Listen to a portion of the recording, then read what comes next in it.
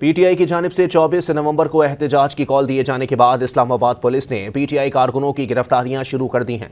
Islamabad police की जानिब से गुज़िश्ता रात से पीटीआई रहनुमाओं और कारकुनों की गिरफ्तारियों के लिए छापे जारी हैं।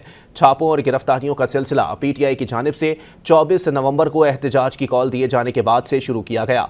इस्लामाबाद में मकामी रहनुमाओं की गिरफ्तारी के लिए गुज़िश्ता रात मुतअद्दिद छापे मारे गए। पुलिस के छापों की सीसीटीवी फुटेजेस भी मंजर आम पर आ गई हैं। पुलिस ने रहनुमा पीटीआई शोएब शाहीन के घर पर भी छापा मारा। पुलिस ने सेक्रेटरी जनरल NA48 राजा गजनफर को गिरफ्तार कर लिया है। इत्तलात के मुताबिक इस्लामाबाद पुलिस ने पीटीआई के दर्जनों कारकुनों को गिरफ्तार कर लिया है। बानी पीटीआई ने 24 नवंबर को इस्लामाबाद की तरफ मार्च की कॉल दी थी। बानी पीटीआई की बहन अलीमा खान ने बुध को अडियाला जेल के बाहर बानी पीटीआई के वकील फैसल चौधरी के हमरा मीडिया से गुफ्तगू में कहा था कि बानी पीटीआई ने 24 नवंबर की कॉल को हतमी करार देते हुए एक एक कारकुन को मुखातिब होकर कहा है कि पूरे पाकिस्तान को निकलना है। मुतालिबात तस्लीम किए जाने तक एहतजाज जारी रहेगा। कौम को अपने मुस्तकबिल का फैसला खुद करना है कि वो आज़ाद रहना चाहते हैं या नहीं।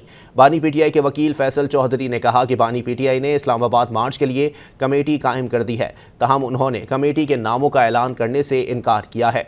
बानी का कहना है कि वो नाम नहीं बताएंगे क्योंकि फिर गिरफ्तार कर लिया जाता है। बानी पीटीआई की हिदायत पर अली अमीन गंडापुर भी काफिला लेकर खैबर पख्तूनख्वा से निकलेंगे।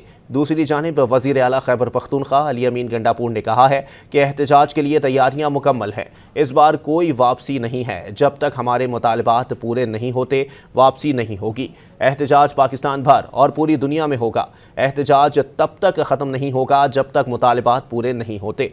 वकील फैसल चौधरी के मुताबिक पीटीआई का मुतालबा है कि 26वीं आईनी तरमीम वापस ली जाए और पीटीआई को मैंडेट वापस किया जाए और गिरफ्तार लोगों को रिहा किया जाए। मज़ीद न्यूज़ अपडेट्स और डिजिटल स्टोरीज के लिए सब्सक्राइब करें डॉन न्यूज़ पाकिस्तान।